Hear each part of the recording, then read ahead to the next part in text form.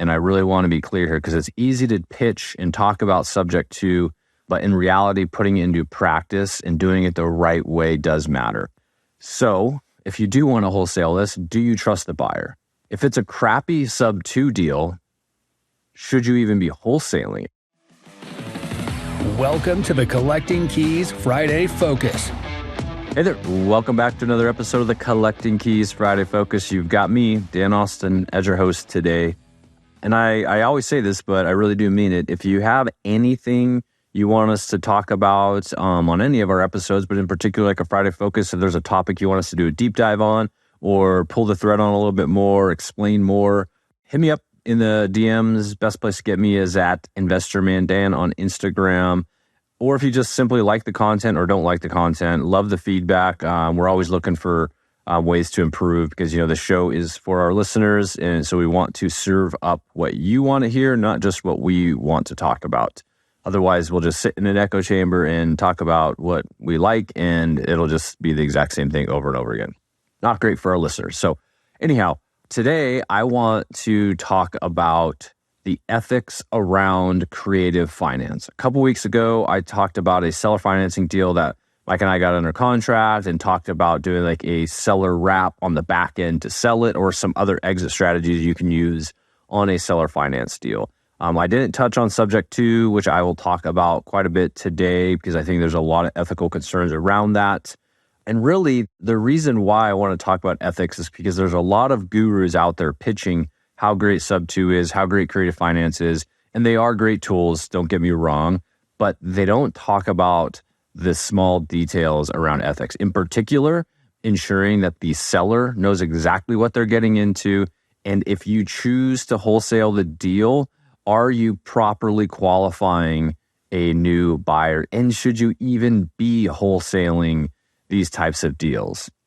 So again, I wanted to touch on subject 2 a little bit more in this episode because I didn't talk about it the last time.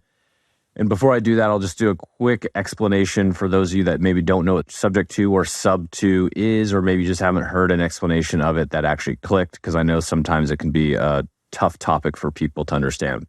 Fundamentally, what subject 2 means or sub 2 means is that you're going to be purchasing a house subject to something. In this case, in the creative finance case, it's usually always subject to the first position mortgage, or potentially if there's a second mortgage, the first and second position mortgage. But typically, it's the first position mortgage. And what that fundamentally means, in even more simple terms, is that you are going to buy a property from a seller and just take over their mortgage payments. You're going to start paying their mortgage payments in exchange for title to the property. Again, fundamentally, you should be able to walk away. You're paying their mortgage payment. You don't have to go get financing or anything like that. It's already in place and you just do that. So there's some challenges with this that are talked about, but not really a lot. The first is essentially what you're doing is a loan assumption. And most mortgages don't have a loan assumption option. I do know that VA loans do, and I don't know that they're the only ones, but I know that the VA loans do. And what loan assumption would mean is that you can go to the lender and say, hey, I'm buying this property. I'm going to take over the loan. And they will qualify you and underwrite you as an individual and say yay or nay, whether they are okay with you doing that. Again, I know VA's loans do it, but don't quote me. I don't know very many other loans that have that actual clause in there. Another clause that's in there that is talked about, but again, brushed off, is the due on sale clause.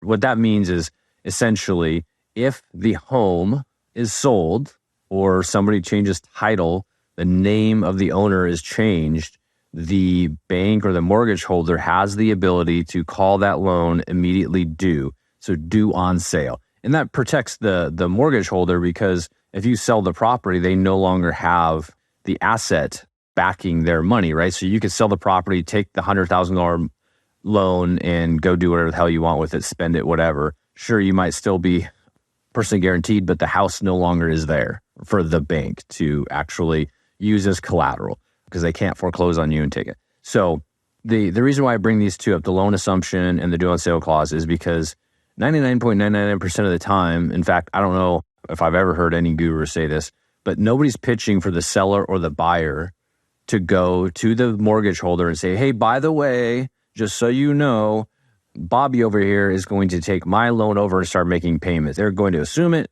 Please don't call it due on sale. Nobody's pitching that, and more so they're really saying just dance around it. And I'm not against that, right? Because if everything's on par, it's okay, and it shouldn't really be an issue. And I do think this is a good tool to employ. So I'm not trying to say not to do it. I'm just trying to set up why the ethics matter.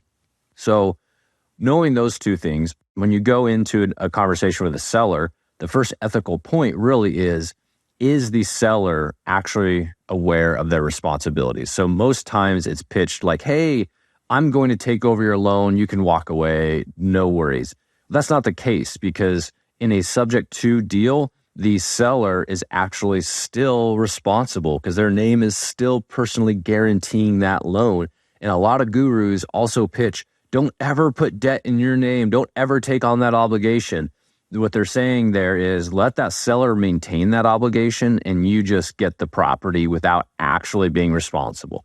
A lot of times sellers don't understand that. They just think I can walk away and you're going to make my mortgage payments. Now there's ways to help enforce that, because sometimes sellers do say, well, what if you don't pay?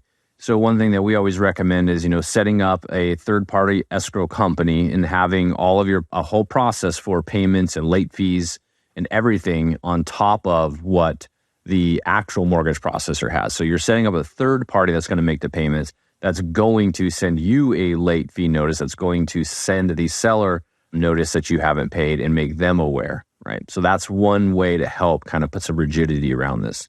But making sure that they understand that, because you're going to need, power of attorney to access their mortgage information and be able to change anything on it, like addresses and stuff like that. So it's like a pretty real deal thing. Okay, so the next and most important ethical point I want to make here is about wholesaling subject to or seller finance or creative deals. It's totally possible and it's totally a tool. But from an ethical standpoint, does the seller know you're going to do that? Do they know that you're telling them you're going to take over their mortgage payments, but in reality, you're going to go on Facebook and see if somebody wants to buy a deal? And you might position that as special financing, no credit required. However you pitch that makes it more lucrative for a random buyer you don't know to come on board and actually get into a home that maybe they otherwise want to be qualified for and maybe otherwise can't really actually make the payments.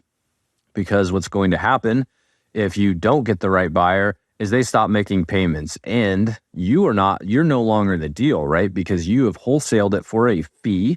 Maybe you've wrapped it so you're getting a monthly income off of it. You basically get it at a certain interest rate and you sell it at another interest rate. And, say it's 5%, you sell it at 6%, you're collecting that 1% mortgage interest margin for yourself. So maybe you're still in it that way. But really fundamentally, you don't have to be, and you could sell this thing to somebody and you could walk away. Seller tries calling you because they think you're the person that is supposed to be paying them and you don't answer your phone. Or you say, nope, sorry, Mr. Seller, I don't know. Or maybe you are nice and you try to call that buyer and the buyer's like, dude, I peaced out, ran to Mexico. See ya. Now you've put yourself and or that seller in kind of a weird position. And again, it goes back to the ethics of this. And I really want to be clear here because it's easy to pitch and talk about subject to, but in reality, putting it into practice and doing it the right way does matter. So if you do want to wholesale this, do you trust the buyer? If it's a crappy sub 2 deal, should you even be wholesaling? And here's my point. So a lot of gurus are out there saying the price doesn't matter. You're getting to assume the debt. You buy a no money down deal, assume the debt, all this sort of stuff. Well, the purchase price does matter. And it does matter if it doesn't cash flow, because you're basically saying you're going to sell a house that somebody's immediately upside down in and that they're not going to make any money on. But they'll make the payment, don't worry. Not likely. That's just not a good deal to be wholesaling. And so I think there's some ethics just around the deal structure, let alone qualifying the right buyer. Are you able and capable to qualify a buyer? Do you feel confident in that? Who are you going to sell this to? Is it another close investor that's got a great track record, that has bought sub 2 before, that they have a portfolio, they're going to do it? Or is this some Joe Schmo that you found on your local houses for sale, creative financing, webpage, or on another Facebook group that a lot of people frequent? That's really important. And I don't feel comfortable with what I see a lot of people teaching and what a lot of people try to tell people, because in reality, that's not what's happening. So 2 points here, and I'll stop talking about ethics and let you be on your way. But the 2 points really are, does the seller actually know what they're getting into? Do they know that they're still responsible for the mortgage? And B, should you be wholesaling this deal to somebody? You can, and I do agree with the option to do that, but are you properly qualifying the buyer and setting the deal up such that that seller is protected? That's the key right there. Is the seller protected? Okay. One last point. Let me make one more point. The subject to is not a business, okay? The only business that's for are the people that are pitching it as a business, and that's because most of them are getting some additional deal flow and structuring deals or partnerships with people, so they are getting additional income from, I don't want to say a pyramid scheme, but kind of a ladder of people coming up to them and giving them profit in return for teaching how to do subject to. So those are the people that are making a business.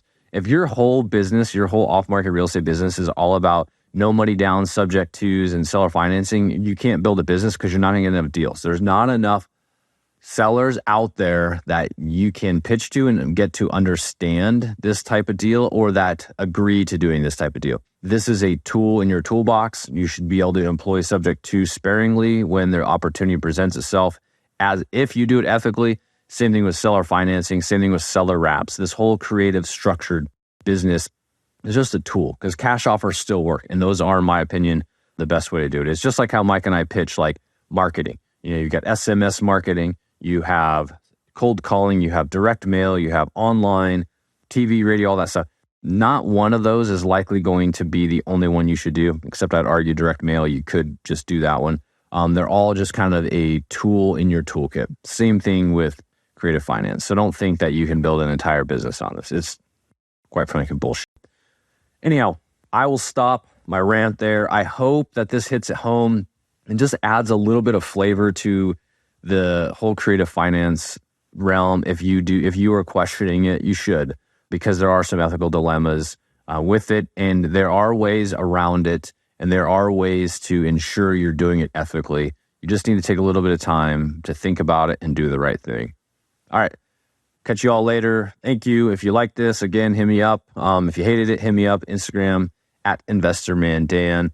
Also, if you're curious to learn about the ethics around this sort of stuff, or just learn how to add this tool to your toolkit, learn how to do off-market real estate like Mike and I do, go to collectingkeys.com, hit the blue button that says Become an Instant Investor. That's our group mastermind program.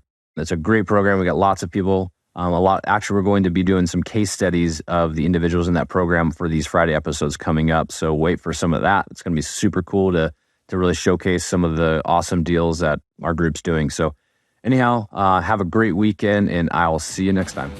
Thanks for listening to this Collecting Keys Friday Focus.